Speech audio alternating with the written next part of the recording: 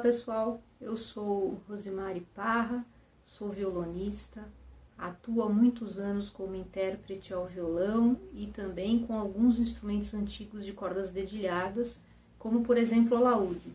E é desse instrumento que eu vou conversar com vocês hoje neste vídeo. São muitos os instrumentos de cordas dedilhadas que antecederam o violão.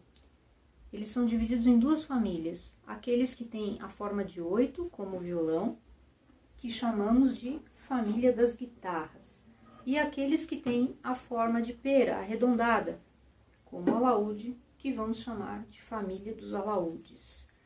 Eles são parecidos na forma de produzir o som, mas, no entanto, tem muitas diferenças na sua construção, na afinação e em muitos outros aspectos.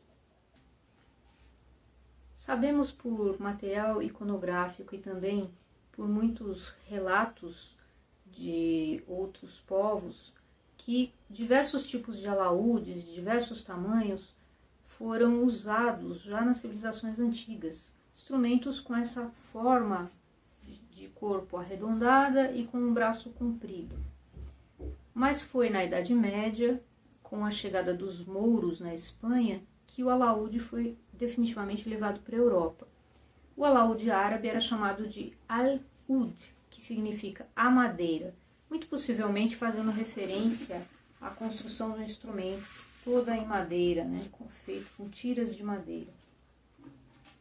O alaúde árabe se difundiu pela Europa, por diversos países, e foi passando por algumas modificações. Então, principalmente no que diz respeito às dimensões do instrumento. Então, instrumentos maiores, instrumentos menores foram sendo construídos. Foram sendo acrescentadas cada vez mais cordas no instrumento. O instrumento passou a ter tastos, divisão no braço, que é algo que eu vou explicar daqui a pouco para vocês com mais detalhe. Se estabeleceu uma afinação, um padrão de afinação. A relação de afinação entre as cordas ficou estabelecida. E assim nós chegamos no que nós chamamos de o modelo europeu de alaúde. Este alaúde especificamente é um alaúde modelo renascentista. E por que eu digo isso? Porque existiram alaúdes diferentes na Idade Média, no Renascimento e no Barroco. Diferenças de tamanho, diferenças de afinação.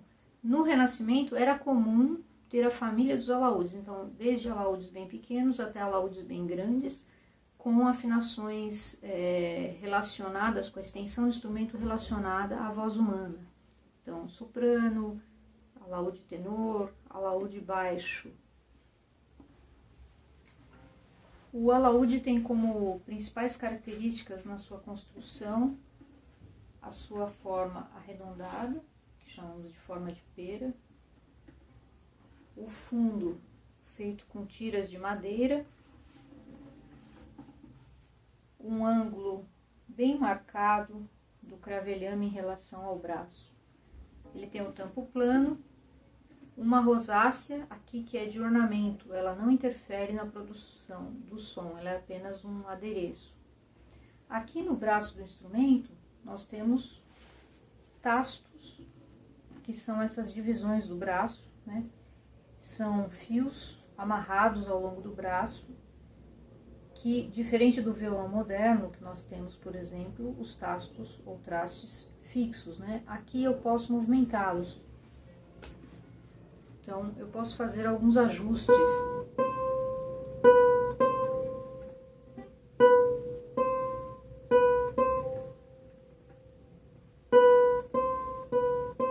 A afinação vai mudando.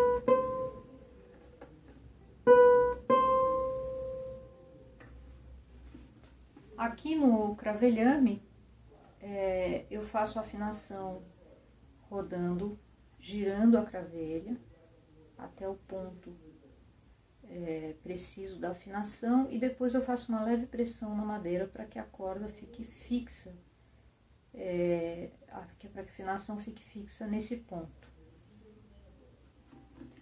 O alaúde renascentista normalmente tem de 6 a 8 ordens. Nós chamamos de ordens os pares de cordas. Então, este modelo aqui é um alaúde de 8 ordens. A única corda simples é a primeira corda. As outras são impares. A afinação aqui funciona da seguinte maneira. Ele é afinado em Sol. Nós temos a primeira corda Sol, segunda Ré, Lá, Fá, Do, Sol, Fá e Ré. Sendo que até a sexta ordem as cordas são afinadas em uníssono. Os pares são afinados em uníssono. Aqui, nas cordas graves, elas são afinadas em oitavas.